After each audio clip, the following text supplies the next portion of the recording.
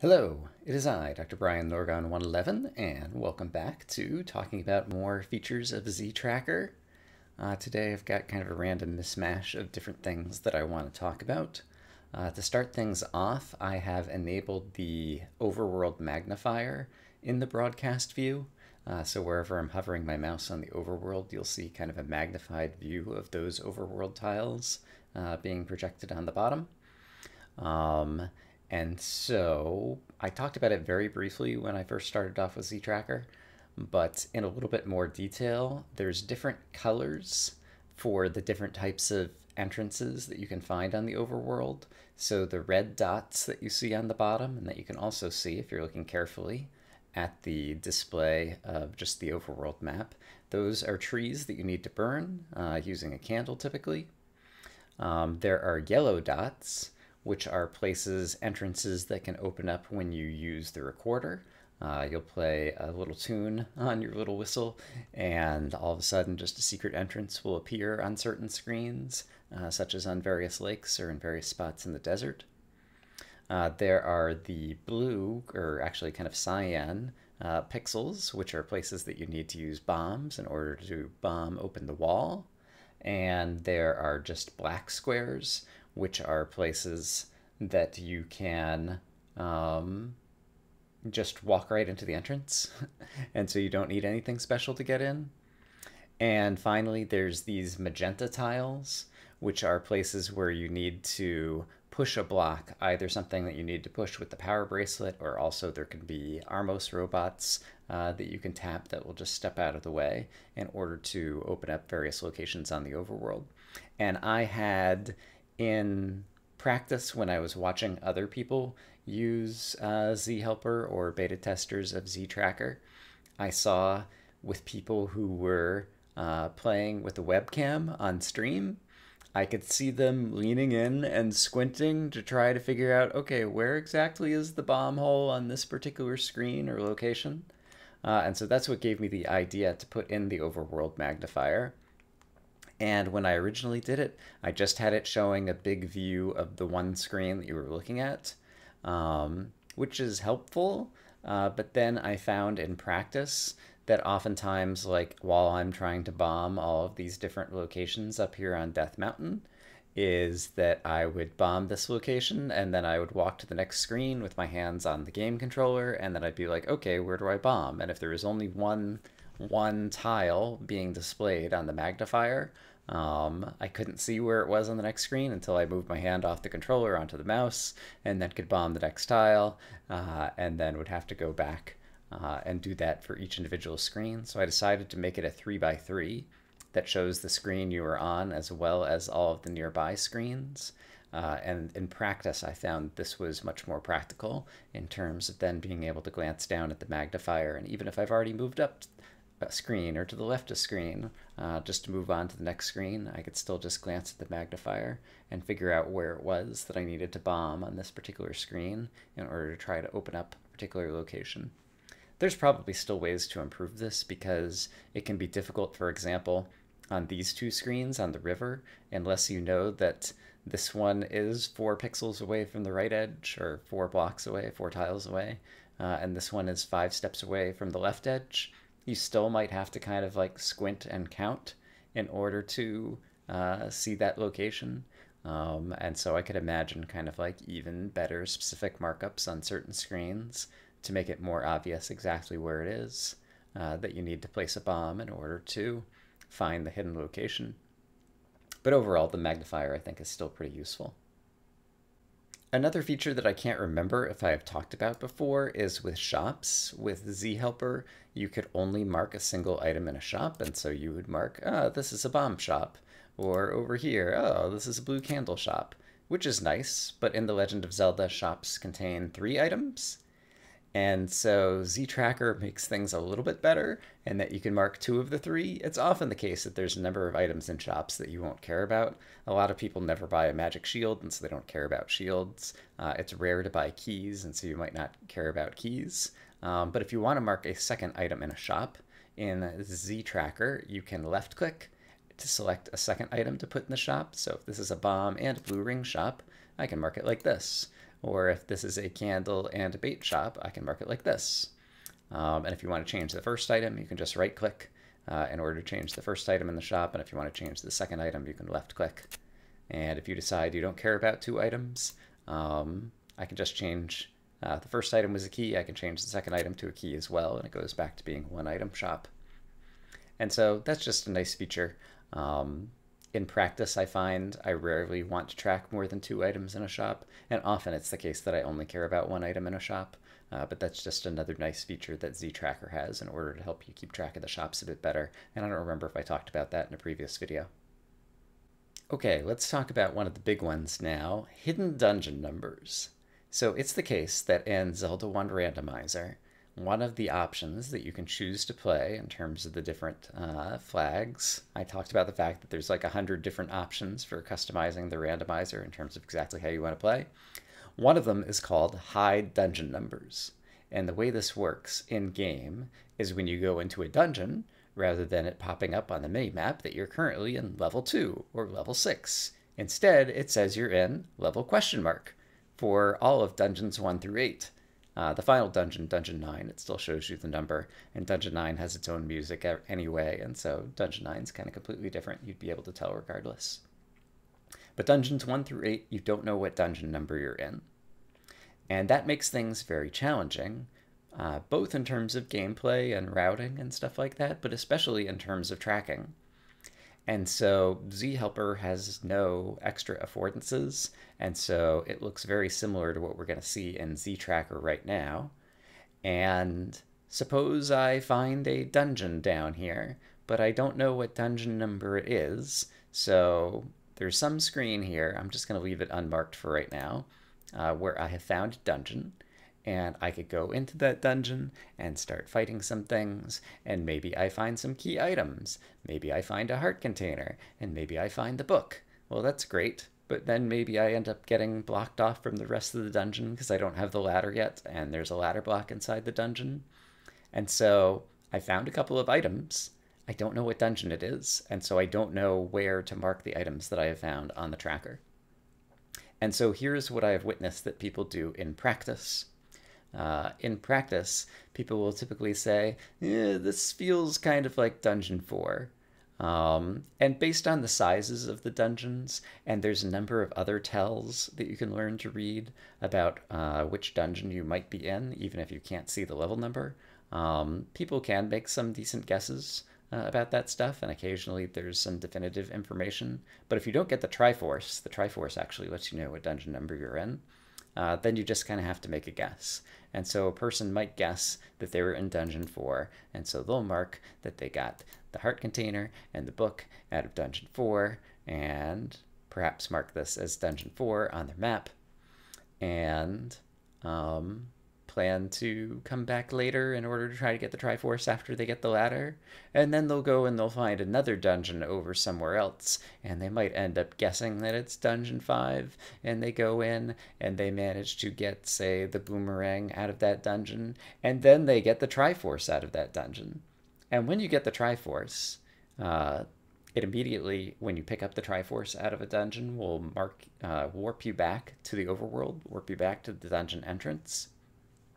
And if you look in your inventory on the overworld, it shows you the Triforce pieces that you have, of the 8 Triforce pieces that you need to pick up on the overworld. And based on how it appears in your inventory, you can actually tell which dungeon it is. And so the Triforce is like the one thing that kind of guarantees that you know which dungeon you're in. And so suppose I just got the dungeon out of this, or I just got the Triforce out of this dungeon that I thought was Dungeon 5, but it turns out it was Dungeon 4.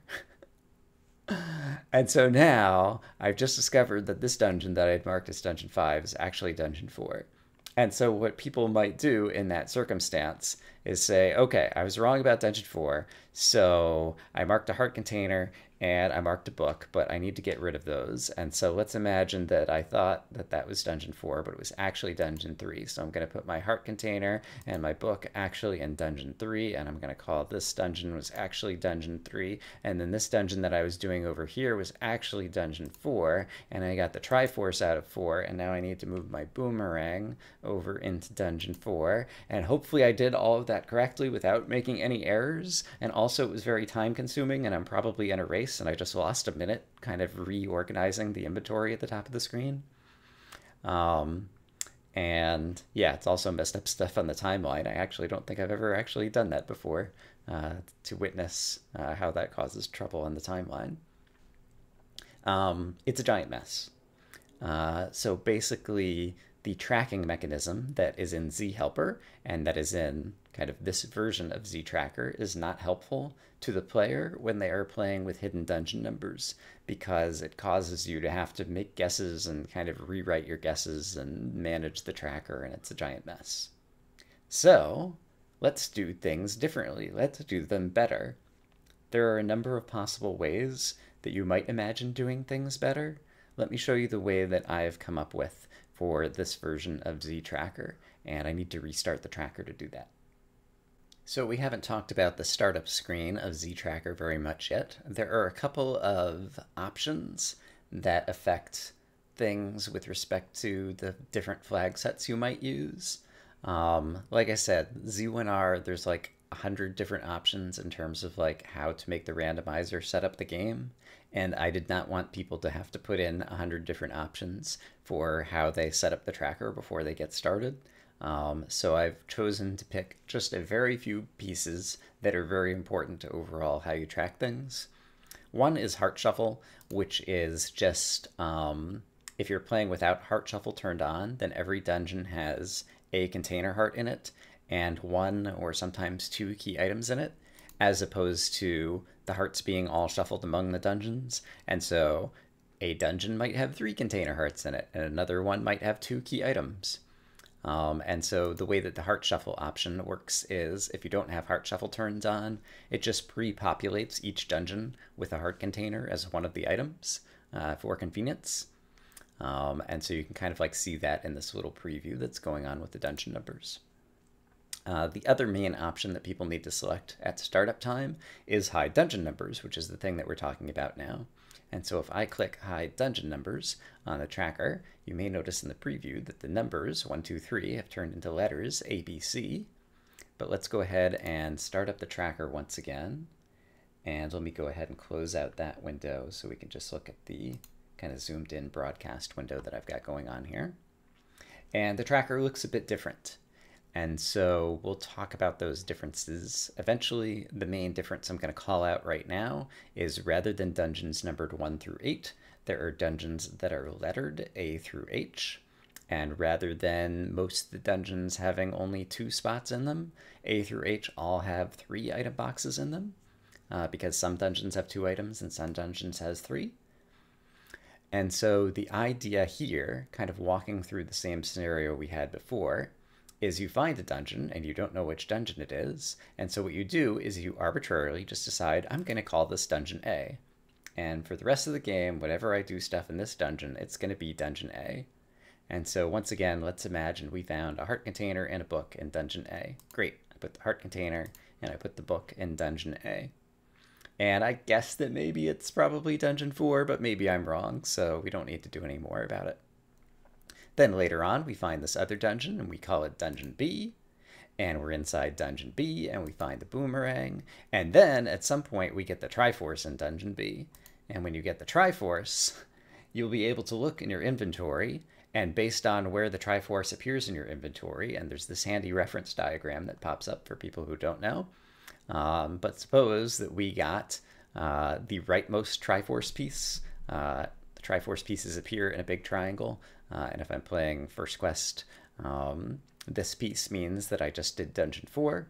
And so I can mark up that Dungeon B was actually Dungeon 4 using this interface that pops up.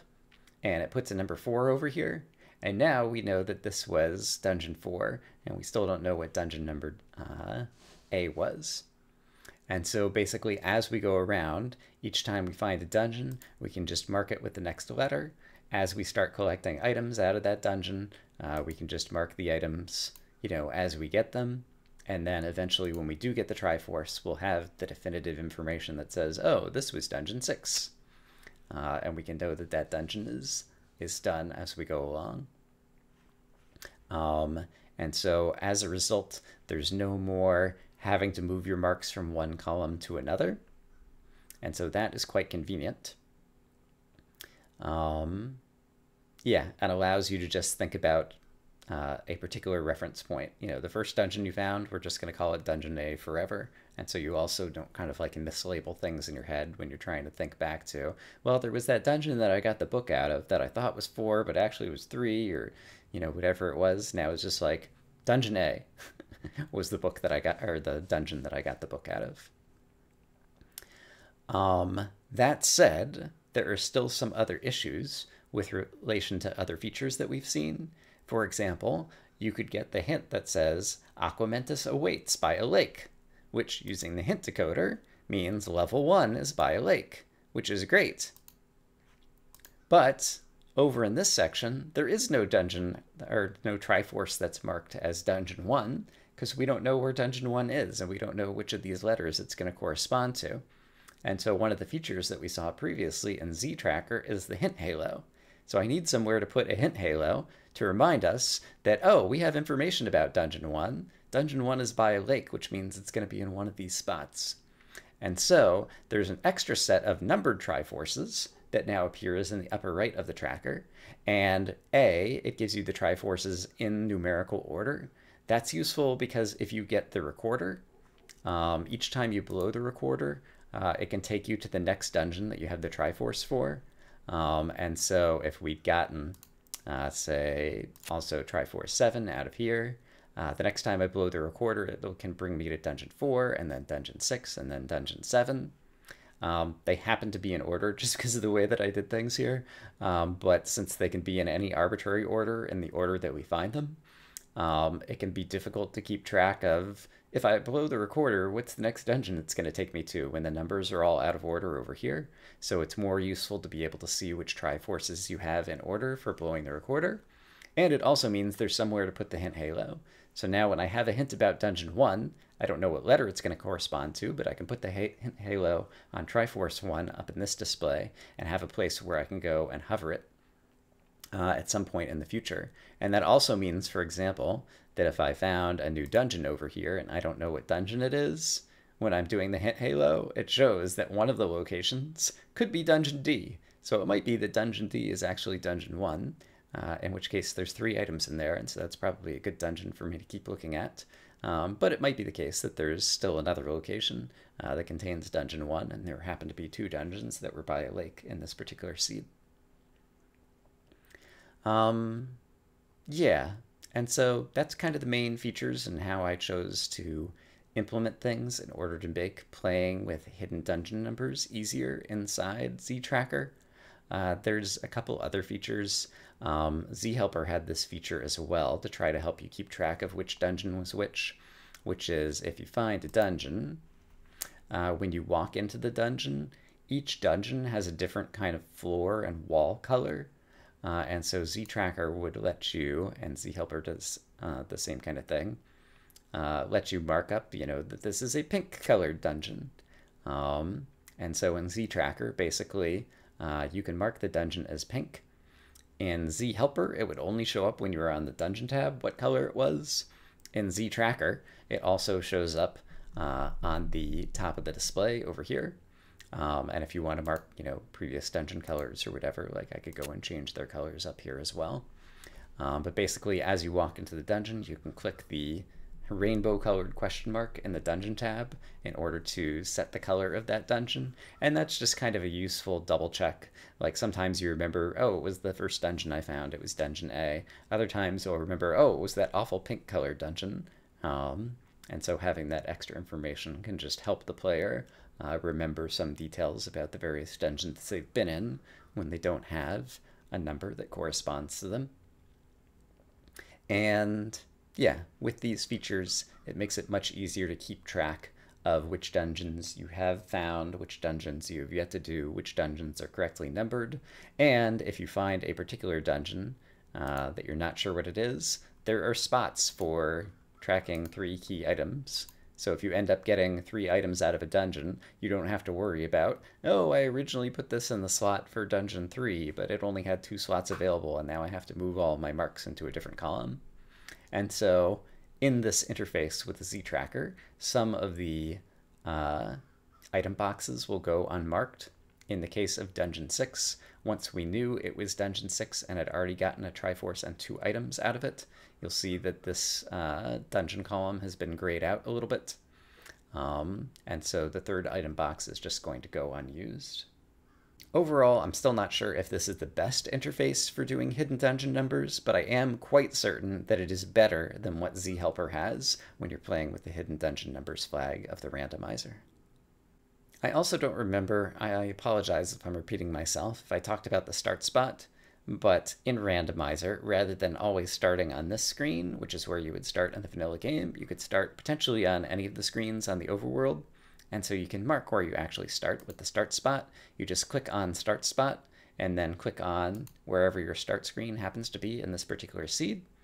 And it can be useful both to remind you where you started on the map, but it's even more useful for your viewers who may come in late, because start screen can really affect what your strategy is going to be in terms of when you might choose to save the game and continue in order to basically kind of get a free warp back to your start screen. Knowing what your start screen is nearby, especially if, for example, the start screen is nearby some any roads that could allow you to get around the overworld map very quickly. There might be cases where, you know, you're over here and you're trying to get up here, and the fastest way is actually just to save and exit, restart the game, and then just take this any road to get up here. And so having both viewers and the players easily be able to visualize where their start screen is useful in order to kind of think through that type of routing strategy.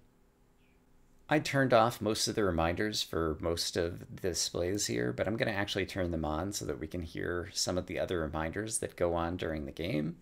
One of the most common reminders that can be a voice or visual reminder is dungeon feedback, which tells you, for example, when you are done with a dungeon. And so let's imagine that I was in Dungeon 7 where I've already gotten the Triforce and one of the items, and I was going around inside Dungeon E and I managed to find another item. Let's say it's a heart container. Once I do this, let's listen. Dungeon 7 is complete. Whenever you finish up a dungeon, which is you get its Triforce and all the key items that it has, you get feedback that it's done. This can be especially useful, I find, in hidden dungeon numbers when you first walk into the dungeon, you don't know what number it is, and so you don't know if you're expecting to find 2 or 3 key items in that dungeon. Along the way, I picked up the Triforce and discovered that it was Dungeon 7 that I was in, but I might have forgotten or lost track. And so when I pick up that final item, the Z tracker is going to give me reminder feedback that I'm done with this dungeon. Don't keep looking around for more items because there aren't any more. It's also the case that as we're making progress through the game and locating other dungeons, You have located 7 dungeons. It'll keep track of how many dungeons you have located. In hidden dungeon numbers, it's actually not necessarily as valuable since you typically mark them up in order, A, B, C, D, E, F, G, H, as you find them. But as you're just kind of jumping around in normal dungeon numbers in the map, it's not always obvious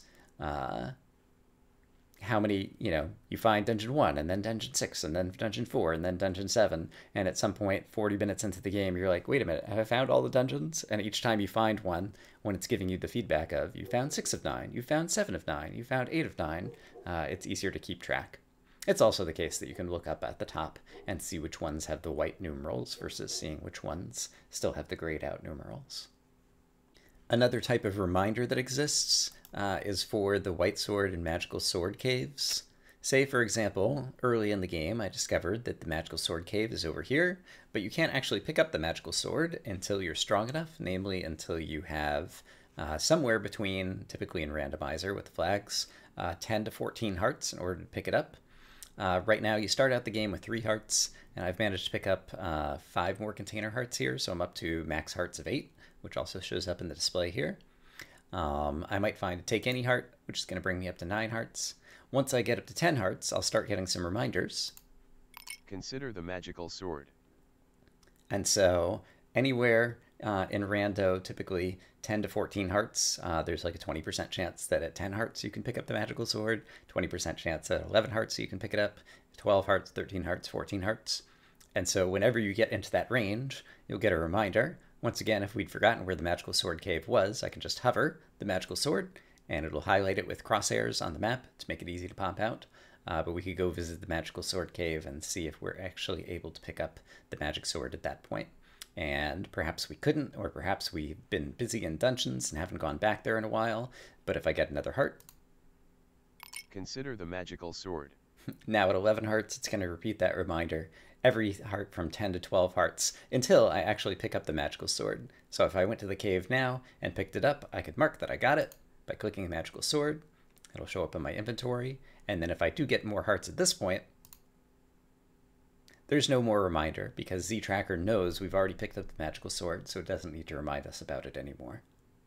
In order to win the game in most flag settings, you need to get all 8 Triforces in order to be able to gain entry to Dungeon 9. And you need to have the bow and silver arrows because you need those in order to kill Ganon, the final boss. And so, as you're progressing through the game, one thing that happens is sometimes you'll find that you are in what people refer to as go time or go mode, which is when you have the bow, you have the silver arrows, and maybe you still have a couple of Triforces to pick up, but those are the only things that you need. As a result, you may start ignoring all the rest of the items that you could find in dungeons. And so Z-Tracker has some reminder affordances along those lines. Suppose I pick up the silver arrows here in Dungeon D. Now I've got the bow and silver arrow. I'm still missing a bunch of Triforces though, but let's imagine I'm continuing on through Dungeon D and I get the Triforce. You now have 4 Triforces. Thank you. And let's imagine that that was actually Dungeon 2. I don't know. And let's imagine I go back to Dungeon A, and I get its Triforce. You now have 5 Triforces. Yes. And let's imagine that was Dungeon 8, which means that there's another key item in here, because Dungeon 8 actually has 3 key items, and so let's imagine I go ahead and grab that. Dungeon 8 is complete. Oh, hey, Dungeon 8's complete. Get the coast item with the ladder. Get the coast item with the ladder. That's terrific advice. There's an item sitting over here that I probably witnessed earlier, and maybe it was, I don't know, the any key, and so I had marked it off. And now that I just got the ladder out of Dungeon 8, I can walk back over here and with the ladder actually fetch the any key and click it green so that it goes and appears in my inventory now. That's great. Let's say that I finally find Dungeon H. You need something to be Triforce and go. There's a new reminder at the bottom of the screen. You need something to be Triforce and go. You have located 8 dungeons. And yeah, we've located 8 of the 9 dungeons. The visual reminder that popped up over there actually had a question mark icon and 3 blank Triforce icons before we could go fight Ganon. The question mark icon is for locating another dungeon. We still hadn't located Dungeon 9. The 3 blank Triforces you saw in the visual reminder. Don't forget that you have the ladder. Thank you. The 3 blank Triforces means that we're still missing 3 of the Triforces that we need to enter Dungeon 9. And so as we get close to being Triforce and go, or go time, the reminder system is going to let us know that. So for example, if I found Dungeon 9 over here... You are Triforce and go. Now it tells us we're Triforce and go. All we need to do is get the Triforces. Don't forget that you have the any key. Thank you. Congratulations, you have located all 9 dungeons. The reminders say a lot of things, and it's kind of fun. But some people might be annoyed by them, and so that's why you can always turn off the voice reminders or all the reminders, or customize them however you want in terms of voice and visual for each individual type of reminder. But in any case, yeah, we got a lot of useful information. Basically, we're Triforce and go, which means all I have to do is get the Triforces, and I could go try to win the game. And so, for example, if I were to go back into Dungeon G right now, and when I hover my mouse over Dungeon G, it's going to show me exactly where it is on the map. Same thing with Dungeon H. It's going to show me where it is on the map because we've already found it. Rather than try to go get all the key items out of this dungeon, like I can just hope to try to find the Triforce as fast as possible. And so if I manage to find the Triforce there... You now have 6 Triforces. Yes, great. You are Triforce and go. Yep. That's just a reminder, in case I'd forgotten that I was Triforce and go. Triforces. You are Triforce and go. That's basically a reminder to say, don't keep digging this dungeon. You can go ahead and exit this dungeon and go try to get the rest of your Triforces in order to win the game. And then let's say I finally get this one. Complete. You now have 8 Triforces. Alright, and now we're go time, and we can go into Dungeon 9 and go try to win the game.